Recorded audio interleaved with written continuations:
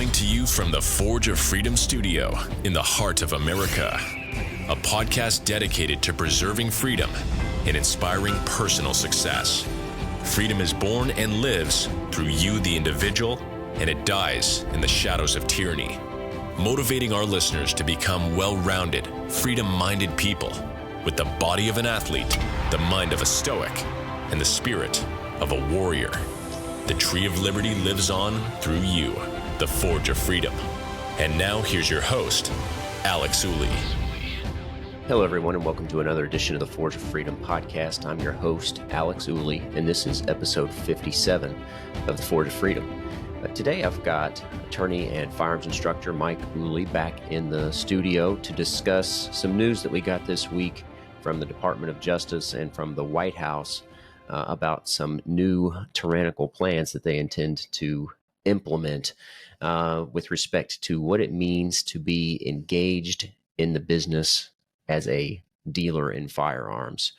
So we're going to talk about the proposed rule, the push by the White House, and why this is such an egregious administrative power grab that will likely have implications for years to come if this rule is adopted and implemented. So, Mike, welcome to the show. Hey, good to be here, Alex. I'll start off with a little bit of controversy. I'm not sure this is one of the most egregious. I think this is just another step in the long litany of the expansion of the administrative state, and we can probably argue ad infinitum about which one of the administrative actions of the federal government is worse than another. But anyway, that's a great point. I think that most of what the ATF does and the Biden Department of Justice, I would count as egregious. Almost all of their actions are in violation of the Constitution in some manner.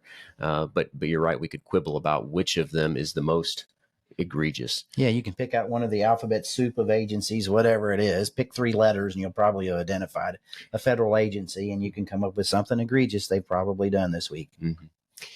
But to start out, I'd like to read just a few paragraphs from this so-called fact sheet released by the White House and the Biden-Harris administration.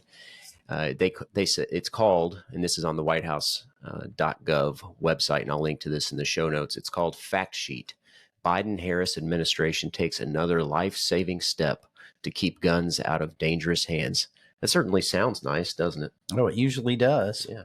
That's the power of propaganda. And of course, this all stems from the other nice sounding legislation called the Bipartisan Safer Communities Act, which we can thank more than a handful of Republicans for helping get that passed as well. And of course, the Bipartisan Safer Communities Act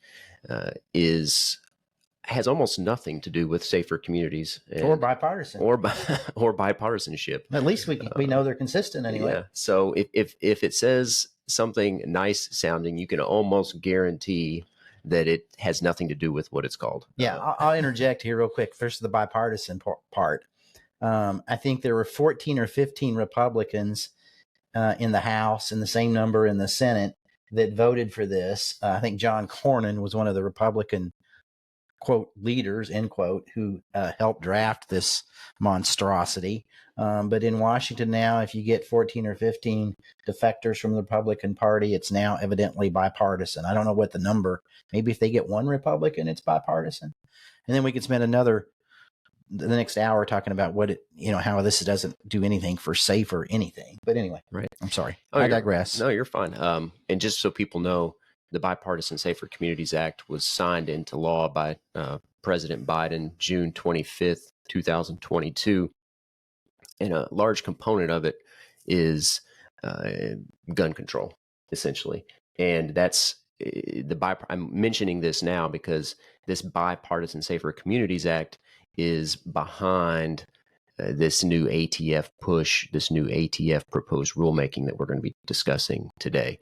So with that said, let's get back to the fact sheet from the Biden-Harris administration. I'll just, like I said, I'm just going to read the first few paragraphs and then we'll get into the discussion, the meat of the discussion here today.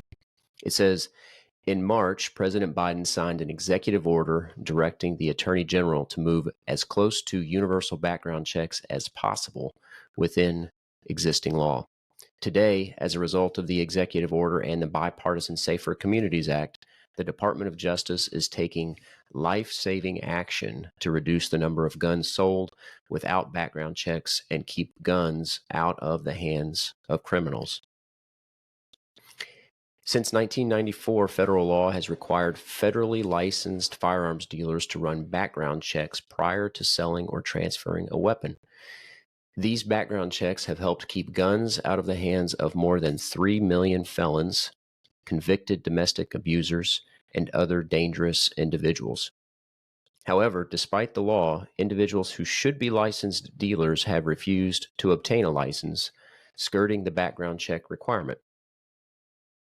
Last year, Congress passed and President Biden signed into law bipartisan legislation to help address this dangerous problem by modifying the definition of who has to become a federally licensed firearms dealer.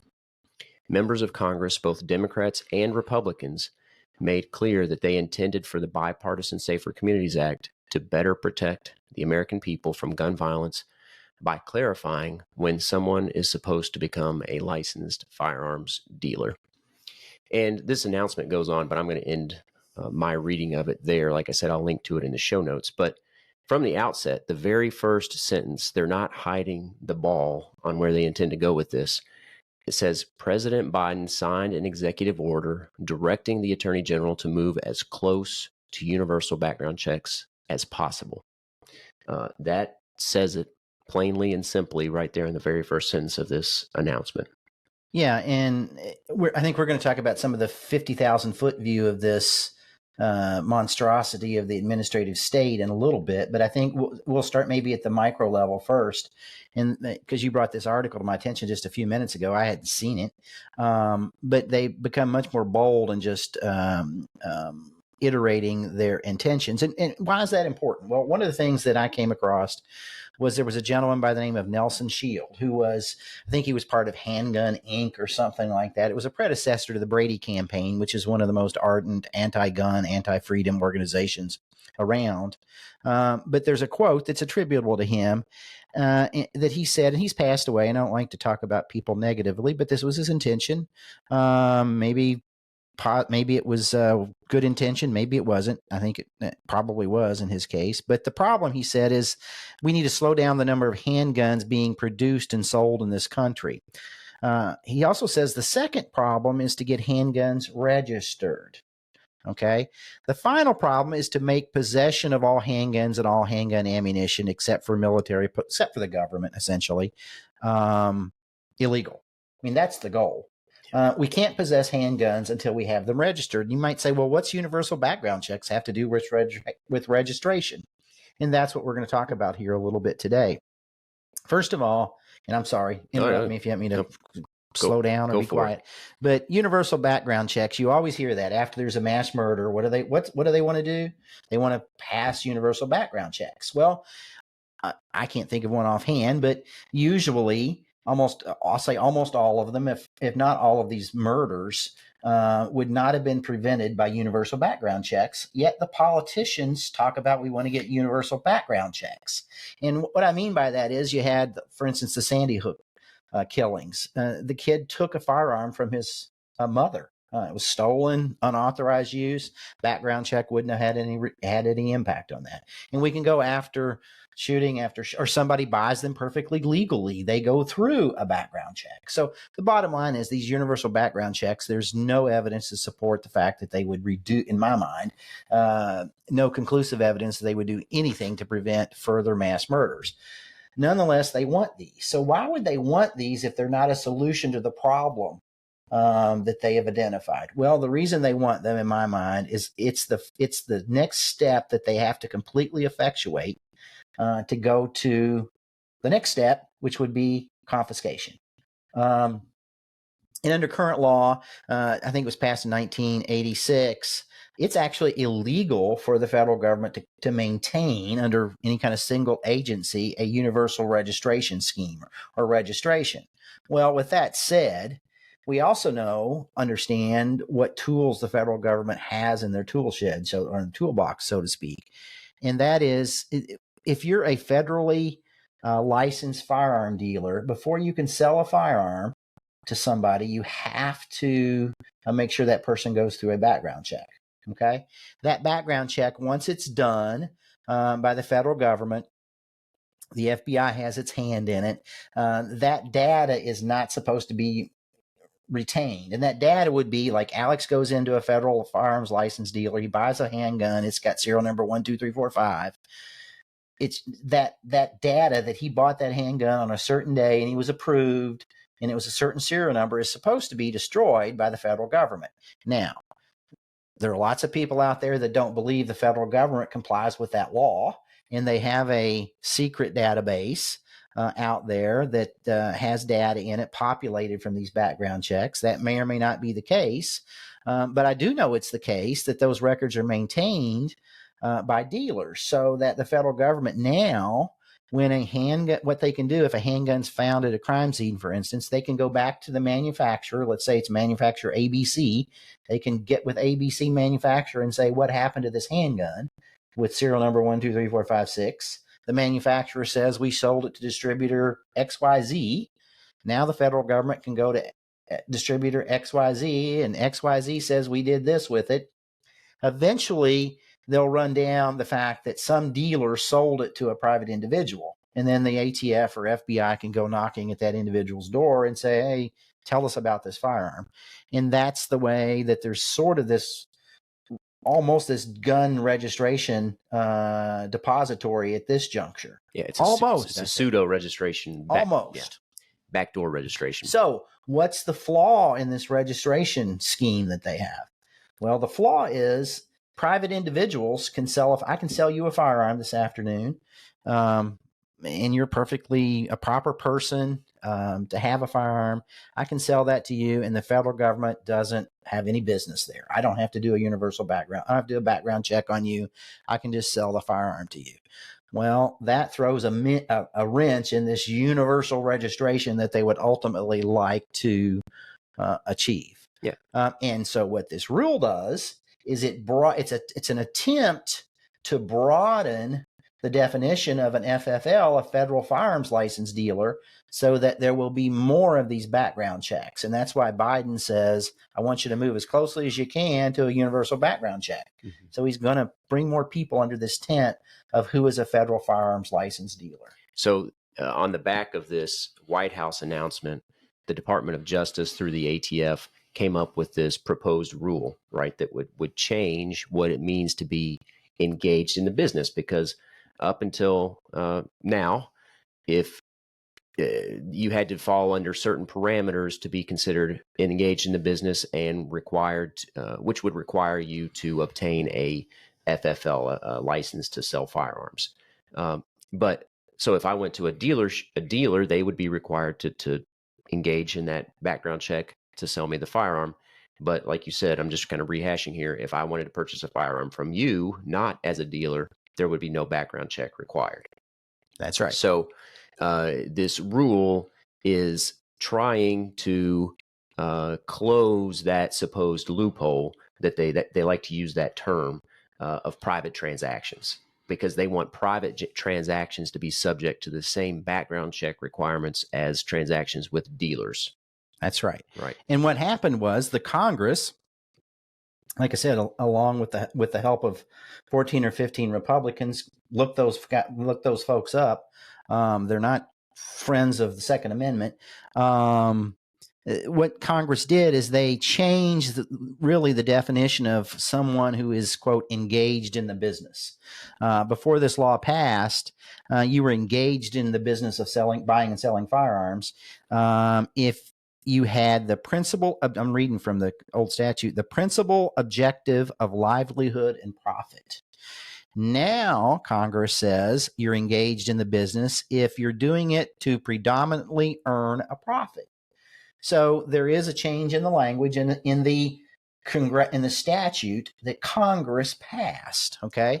I want to emphasize that. Can you say what that change was one more time? Because that change is all that actually was modified within the law as a result of the Bipartisan Safer Communities Act. We went from defining engaged in business with the principal objective of livelihood and profit to predominantly earn a profit. So that's all that changed in the underlying congressional legislation. Well, we have President Biden. Once again, we're wanting to get to that universal background check. So he has his ATF propose a rule. Now, I don't think it's been technically published yet, but they've provided us with the proposed rule. Probably will be published. I'm not sure how the time comes out. And this was announced Thursday, August 31st. Yeah, just August 31st. This notice of proposed rule. So now we have a few words changed in the statute, and suddenly we have a 108-page document from the ATF to provide to the American public essentially, I'm a lawyer, maybe not a very good one, but I'm confused by the vagueness and ambiguity of this rule. I'm not sure how anybody can interpret it with any degree of certainty. Which is a common MO or modus operandi of federal government agencies, right? Is to sort of tyrannize the public in ambiguity. And I think that's a lot of what's going on here, because people are going to have a hard time determining when they are in fact engaged in the business. What if I sell 2 firearms a month or 2 a year, or what constitutes engaging in the business that would require me to obtain a license to sell firearms? Well, and we've got a 108-page document we'll talk about here in a little bit. We'll talk about a little bit of it. But I think what this is intended to do is to create a chilling effect. Yeah. Because you'll read this document as a person that wants to abide by the law, and you'll go, what in earth does that mean for me? Mm-hmm. And you'll have no way to be reasonably appraised of what constitutes legal conduct or illegal conduct. And I will say this, the ATF didn't say this rule they intended to apply to criminal proceedings, just civil proceedings. But anyway, I don't think you can be reasonably appraised after reading this as to what constitutes engaged in the business. And I'll give you some examples. This is what's sort of interesting to me. Some people have suggested, hey, let's make this easy. And by the way, I don't think we have a rule at all. But some people have said, listen, if I sell 10 a year, is that engaged in the business? If I sell 5 a year, 20, let's have a number and then I'll know. It's some certain. Okay. But the ATF says no. There's no minimum number of this is what I'll read from the rule. There's no minimum number of transactions that determines whether a person is quote, engaged in the business, end quote. And I'll skip some stuff. Instead, the established approach for determining whether an individual is, quote, engaged in the business is to look at the totality of the circumstances. Well, in lawyer speak, that means the government whatever the government wants to make it. That's what it'll be. Yeah, that's a common standard for getting around the search warrant requirement and the needs that the government has based on the totality of the circumstances to violate the Constitution. Yeah. So that's common lingo for we'll do whatever in the heck we want. Yeah. And you'll like it. Yeah. That's what that means. Yeah. And then they go on to say, thus, even a single firearm transaction or offer to engage in a transaction. Oh, so it's not even a transaction now. It's even an offer. When combined with other evidence, I don't know what that other evidence is. We'll let the experts, because they say they're experts in this, may be sufficient to require a license. Yeah. Okay, so that's what, just don't forget that totality of the circumstances. That's a big time red flag. And like you said, this is intended to have a chilling effect on the transaction in exchange of firearms, particularly among private individuals. And that includes at gun shop. This is at gun shows. This is, I think, largely intended to address what they call the gun show loophole, which is just a fake made up phrase to get more power and work toward this goal of universal background checks and more explicitly registration. Yeah. And the rule goes on to say, rather than establishing a minimum threshold number of firearms purchased or sold, this rule proposes to clarify. I'm not sure what's clarifying about totality of the circumstances, but anyway, absent reliable evidence to the contrary, a person will be presumed. Now we have a presumption against you, the citizen, to be engaged in the business of dealing in firearms when the person, get this one, sells or offers for sale firearms and also represents to potential buyers or otherwise demonstrates a willingness and ability to purchase and sell additional firearms. So if I sell you my Glock 19 this afternoon and I say, you know what, I've been shooting that Glock 45 and I might sell, ask me about that in a month or two. I might sell that too because I don't know, I may buy something else. I may now be a dealer. That's certainly something they would consider in the totality of the circumstances. Exactly. Right? So more ambiguity. I don't know what that means. Yeah. So what one thing I'd like to discuss here as well, I mean, I think it's obvious from our comments at the beginning that we think this is clearly unconstitutional.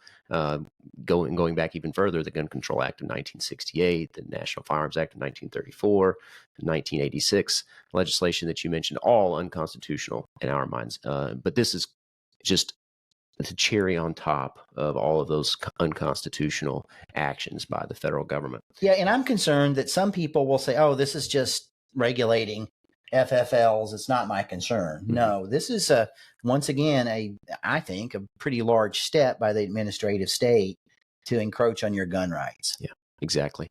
I mean, whether you're a dealer or not. What other fundamental human right do you have to obtain a license to exercise in any form? That is either to carry the firearm or to purchase the firearm. And that's essentially what's going on here. They're making the purchase of firearms have to be a licensed and the sale of firearms a licensed action. And it has a chilling effect on the Second Amendment and more importantly, the fundamental human right to keep and bear arms. And it has to be approved by the government first. And some people say, oh, you don't have the right to say whatever you want. The typical, you can't go into the theater and shout fire. Mm-hmm. Well, okay, that's true. You're not supposed to do that, but there's no prior restraint. Mm-hmm. What happens if you do that?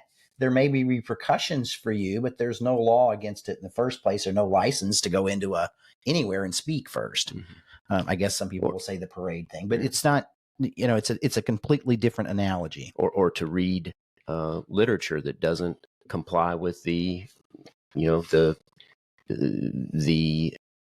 agreed upon science or language or whatever of the current administration. Well, you had a perfect example of that. Was it last week, the Gadsden flag? Mm-hmm. You had somebody at a school, I can't remember the name of the school, the charter school. Vanguard School. Vanguard School. Mm-hmm. The teacher or whoever, administrator said, oh, the Gadsden flags has some sort of association with slavery, completely unfounded historically. But there you go. And there's a way for the government to constrain a right of expression. Yeah. If it doesn't, I like to use this phrase. I think it's a good one from Tom Woods. If it doesn't fit on the 3x5 card of allowable opinion, you don't have to get a license to say it or to read it. Yeah. And by the way, that 3x5 card, like the Gadsden flag, no historical evidence for that association with slavery whatsoever, except somebody uninformed uses their imagination and says, well, I think it is. So all of a sudden we have to accept that despite the fact it's completely unfounded. We have to accept it as true. Anyway, I'm digressing about but the whole point in this discussion is that this proposed rule is an example of the administration through the ATF treating the Second Amendment and the right to keep and bear arms as a second-class right, a right that they do not hold in the same regard as the right to free speech, for instance, although that's becoming less and less protected under the current government in lots of states and at the federal level. So nevertheless, let's talk a little bit. You mentioned this change in the rule and this 108 pages of proposed rulemaking that the ATF has mentioned here. So for people, we've discussed some of these issues on the show previously, and I'll link to some of these. But the ATF in federal court is being challenged on proposed rules on the pistol brace, Mock v. Garland. We've talked about that. They're likely to lose on that. the bump stock, likely to lose on that. The force reset trigger and the definition of machine gun, likely to lose on that. So what do? They're facing losses on all of these other issues where they've engaged in unlawful, unconstitutional rulemaking. And so what do? August 31st, they come out with another proposed rule. This is just like a scattershot attempt to infringe on our rights in any way they think might prevail. Yeah, and even if they ultimately lose in federal court, whether it's a district court level, the Court of Appeals, or the Supreme Court, it still accomplishes that chilling effect. There are people who still change their activities as a result of the fact that the ATF passes these rules and they have to be challenged in federal court. And it's the same way here.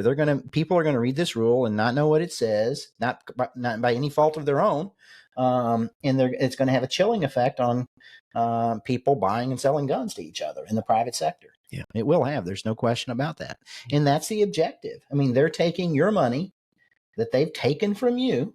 And if you don't pay it, and by the way, he talks about guns. I mean, we want to make the government obviously wants to make sure they have a monopoly on violence and have guns. And if you don't pay your money to them that they think you owe, they'll come after you with those guns. But assuming you pay that money, they take that money, they hire lawyers, and they litigate these questions that, at least in my mind, are clearly unconstitutional.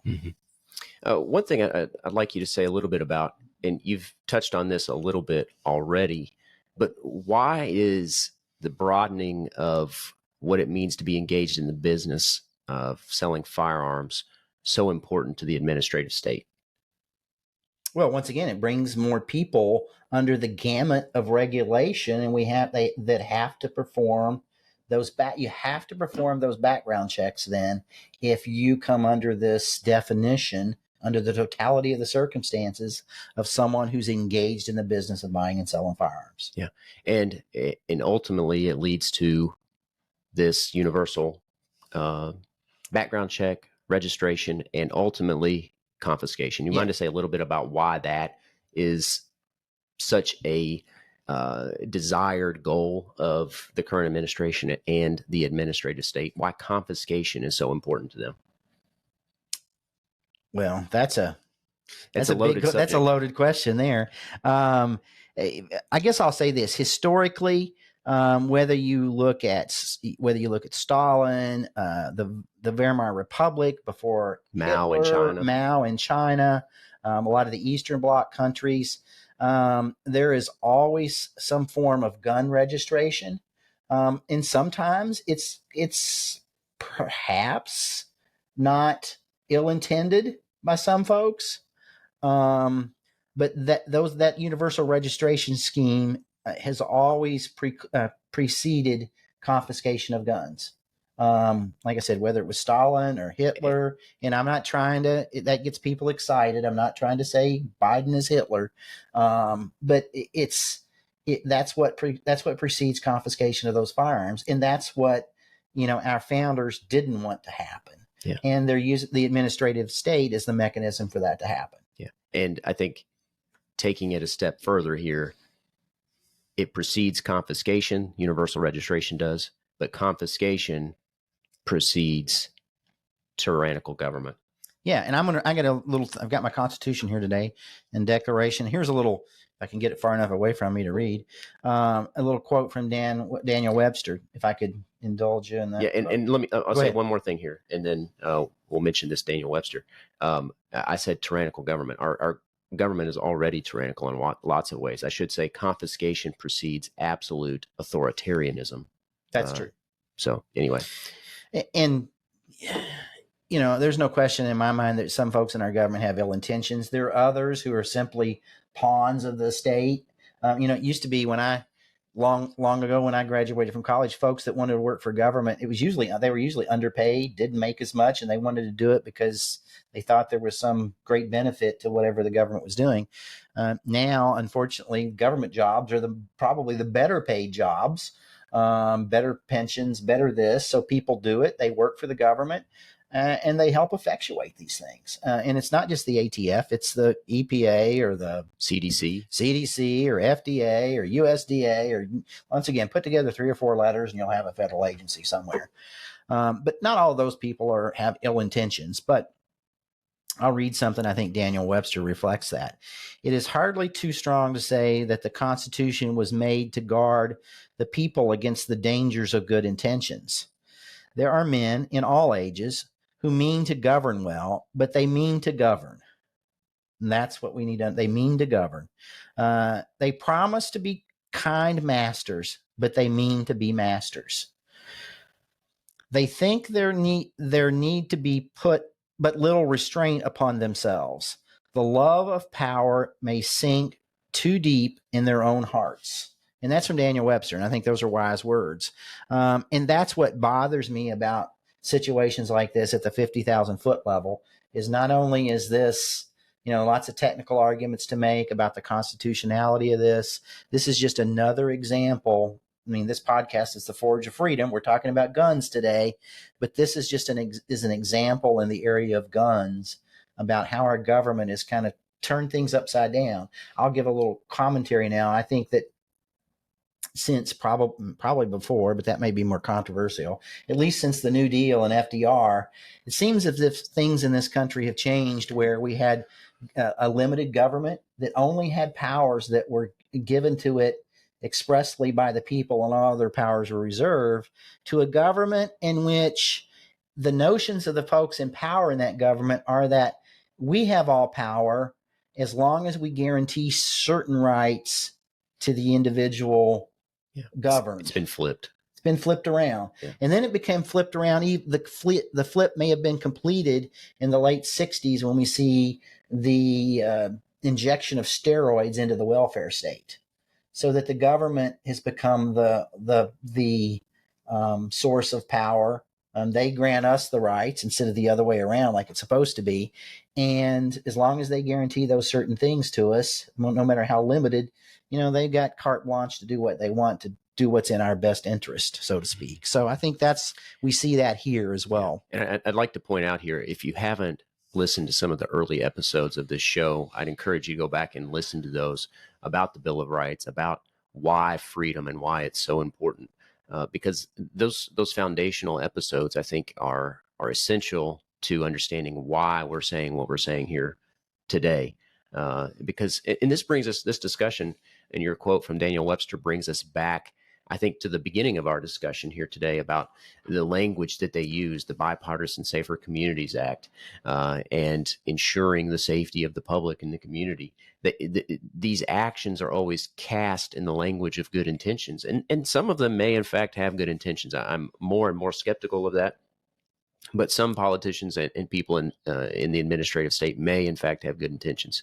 But nevertheless, we should not analyze their action based on their intention, but on its effect. And the only effect that this sort of legislation and rulemaking will have is to tyrannize perfectly harmless individuals and have almost no effect on the criminals. And I'd point to a few resources here, and I'll link to this in the show notes. I mentioned John Lott frequently. And I mentioned the gun show loophole earlier today. That's partly what they're targeting here, the so-called gun show loophole. But John Lott says fewer than 1% of criminals obtain their guns from gun shows or from FFLs. It says only 7.5% were purchased from a gun shop / store. This is firearms that were found to be used in crime. So fewer than 1% at gun shows, and only 7.5% were purchased from a gun shop or store. So this law will have almost no effect on criminals because they obtain their firearms from gangs, just like criminals obtain drugs from gangs. They don't buy it from a dealer. They don't buy it from a licensed dealer anyway. They buy it from the street. They buy it from other gangs. They find it in the black market. And that's exactly where most criminals get their guns that they use unlawfully. So this law, this proposed rule, will have no effect except to chill the right to keep and bear arms. Yeah, and there's no question there are policy arguments to be made against this. But from my standpoint, there are other principles at play here. Once again, with the administrative state, I think it's a greater threat to our freedom and liberty than terrorism or lots of other things that the government will talk about. Once again, you mentioned John Lott. I'm going to mention mention, if I could, John Locke, Locke, not Lott. In talking about I think we've got some fundamental violations of the notions that underlie our Declaration of Independence and Constitution, and that is the limited power of the government and separation of powers, which are important concepts. One of the things he said is that the power, and Alex can put the quote or the citation of this, but this is from 1690, so forgive the language, it's a little bit difficult to read. The power of the legislative being derived from the people by a positive voluntary grant and institution can be no other than what the positive grant conveyed, which being only to make laws and not to make legislators. Okay. And he goes on and says the legislative can have no power to transfer their authority of making laws and place it in other hands. That's exactly what has happened here. Mm-hmm. The Congress shirks its duty, and the power of essentially making laws that affect Americans is put in an unelected band of bureaucrats to write 108-page rules that folks cannot read and be reasonably appraised of what's legal or not legal. I mean, that is an underlying violation of the principles that our Constitution and Declaration stand for. I would even say that it violates separation of powers, and this is something that's encouraging. We've got this thing, you've talked about it before, we can talk about Chevron deference that may go by the wayside, hopefully. But what's happened is the legislative branch, the Congress, is not writing the rules or making the laws. It's the administrative agencies are doing that. And then the courts, rather than saying, no, stop, you don't have that authority, administrative agency, they say, oh, you're the experts in that area, we'll defer to you. Well, essentially, all the power to make law is gone to these administrative agencies in many cases. So the legislature is giving that authority to these administrative agencies, or at least the administrative agencies are taking it, and the judiciary is deferring to these administrative agencies. And that's the evil, and that's the problem with the administrative state in this country, in my estimation. And it's not just the ATF, it's the EPA, it's George Bush brought us the Patriot Act. The quote Patriot Act. How could you be against that? Another well, if you understood the fact that it's probably one of the single biggest laws that have taken freedom away from ordinary Americans, then you could understand how you might not be in favor of the Patriot Act. Mm-hmm. Yeah. So, and I think this is in your reading here. If you were watching this by video, you saw me looking behind me at the bookshelf. I was looking for the book that this came from. This came from John Locke's Second Treatise of Civil Government, which was huge influence on the founders and their thinking with respect to the Constitution and the Bill of Rights and the Declaration. So he was a huge influence on the founders. And just if you want to know more about what the founders thought, you should read the Second Treatise of Civil Government by John Locke. But the other thing, too, you mentioned this separation of powers issue, that the legislature makes the laws and they give the enforcement of these laws to these administrative agencies, and the judiciary simply rubber stamps them so often, these administrative agencies. But it's important to understand that these administrative agencies are arms of the executive branch, and that's why it violates the separation of powers, because the legislature is delegating its lawmaking authority to an executive agency. And when the ATF or any of the others of these alphabet soup agencies makes rules, they are effectively making law, which is the province of the legislature, not the executive branch. And that is why this is such a big problem, because what happens then is that we go from a state with limited enumerated powers to a police state that's run by the executive branch and its administrative agencies. And that is exactly the government that our founders intended to avoid. Yep, that was one of the once again one of the underlying principles of our Constitution was that separation of powers in the three branches of government. Yeah, and you have another quote here in our show notes from James Madison. I think is directly on point here. He says, "The accumulation of all powers, legislative, executive, and judiciary, in the same hands may justly be pronounced the very definition of tyranny."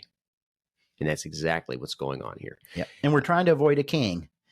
There can be benevolent kings, but I don't want a king, period, because I don't want to take the chance. Yeah. You mentioned Chevron deference here, and I don't want to get into it too much. That could be a total separate show. But thankfully, Chevron deference is basically a doctrine where the courts, like you've said already, defer to the administrative agencies of the executive branch in their rulemaking authority and their expansive ability to enforce and interpret the law as made by the legislature. I think it's completely in contravention of the Constitution. And I think that the Supreme Court is likely to curtail this deferential treatment of administrative agencies in the near future. Luckily, with Justice Gorsuch and Amy Coney Barrett added to the court, the Supreme Court is much more likely to curtail the power of administrative agencies. But with that said, we don't want to rely on the courts. The courts are not the last bulwark of liberty. It's the people, and the people have to fight to keep the government from expanding and to bring it back in, to reel it back into its proper role, because the courts are not going to do it. The courts are an arm of the government, and they have a tendency to expand government authority. And we've seen that over the last 100 years especially, but really since the founding of the country. The courts have not been reliable guardians of freedom. So we can't rely on the courts. We have to take that responsibility back into our own hands. We have to stay engaged. We can't be apathetic. That's what led us to the conditions that we currently have with such an expansive government. So at the end here, I think I'd like to mention a few organizations that we think. Do you want to just? We didn't go over some of the examples of when you might be engaged in business according to the ATF. Oh yeah, sure. You want to do that, or you want to put it in the notes? No, I kind of got. There's like 5 or 6, 7 that they mentioned. Yeah, let's touch on those, and then I'll mention these organizations here at the end. We'll come back to that. These are such technical definitions. I hate to read them, but I hate not to read them because you'll miss the. But we just want to give people a few examples of the sources. So what number one is you sell firearms, and once again I'm summarizing what I think they say. Who knows what they really say? And you can go look at them. We'll have a link to the rule. But these are all things that go into that totality of the circumstances analysis. Yeah, just don't forget they talked about the totality, and they're going to decide. They'll let you know after you do it. Right. But if you sell firearms and then you let somebody know you might sell some more, if you spend money on purchases of firearms for the purposes of resale, more than the person's reportable taxable gross income during the applicable period of time. So they're looking about how much you spend on firearms there. Repetitive purchases for the purpose of resale, or sells or offers for sale firearms repetitively, whatever that means. Once again, if you do it within 30 days after their purchase, that might be a red flag. You sell them in the new or original packaging. Once again, I'm paraphrasing. Go look at it yourself. Let's see, what else? And then they go into some things about if you're a former licensee, meaning probably the ATF has revoked you for some technicality, and you offer some firearms for sale that were in your previous business inventory, a former licensee. It talks about some of the circumstances there. The bottom line is they use terms like repetitively purchases and resales. It's very ambiguous in terms of what will constitute someone engaged in the business. Yeah. Yeah, and granted, whether the term engaged in the business is somewhat vague, but then all they do is turn around and use other vague terms to define it. And they say, by the way, we'll look at the totality of the circumstances and let you know. Yeah. So there you go. There's a few examples, but we'll link to the 108-page document that is the proposed rule so that you can take a look at it yourself. But again, this is an arbitrary exertion of executive authority into the arena of lawmaking. And I think it's completely unconstitutional. And we would encourage you to get involved. Don't be apathetic. Don't let the government continue to expand its tyrannical fingers into our lives more and more. Yeah, and I think this demonstrates another thing it demonstrates, and I get this notion from Tom Gresham. I think I heard him say it first. Like I said, we had 14 or 15, and don't get me wrong, Republicans are way too much for government, but they're generally better on firearms than Democrats are. But we had 14 or 15 Republicans support this legislation. And you always hear the anti-gun, anti-freedom people say, can't we just compromise? Well, we always compromise towards taking away more freedom and more rights. We never it doesn't seem we compromise in the other direction. And I think the response to that, can't we compromise, is, I want all of the laws, or nearly all of the laws, repealed. How about we just repeal half of them? Yeah. Why don't we compromise in that direction? In the thousands, not tens of thousands of gun laws, how about we compromise and repeal just a few thousand, right? I mean, let's compromise in that direction, not in the direction of more government power. Yeah. So we have John Cornyn here. He's probably one of those people that Daniel Webster talked about that had good intentions here to engage in these negotiations and this compromise. But it's death by 1,000 cuts is what's going to happen if we have folks that don't stand up and do what John Cornyn did in this situation. Yeah. So one way to help fight in this regard is to support the gun rights groups that are doing good work in this arena: the Firearms Policy Coalition, the Second Amendment Foundation, and Gun Owners of America. There are others, but those are the three that seem to be leading the fight in protecting individual liberty with respect to the right to keep and bear arms. And there are other organizations. You mentioned that Republicans are generally better on firearms, but they're terrible on the right to privacy and search warrants and things like that. And the Patriot Act. The Patriot Act is a great example of that. That was spearheaded by Republicans. And I've got a chart here that I found just a few days ago.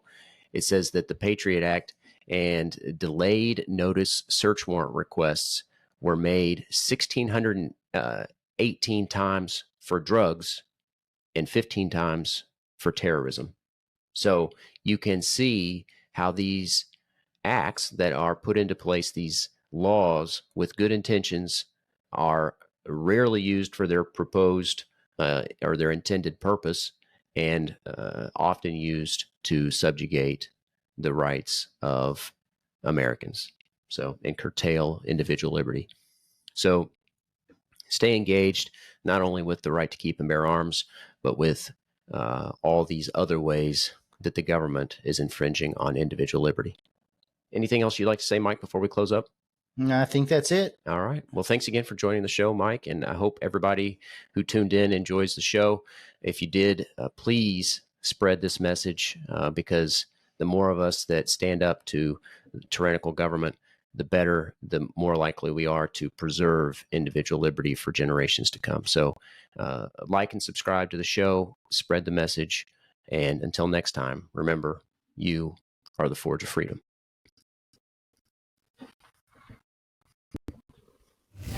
Thanks for listening to this episode of Forge of Freedom.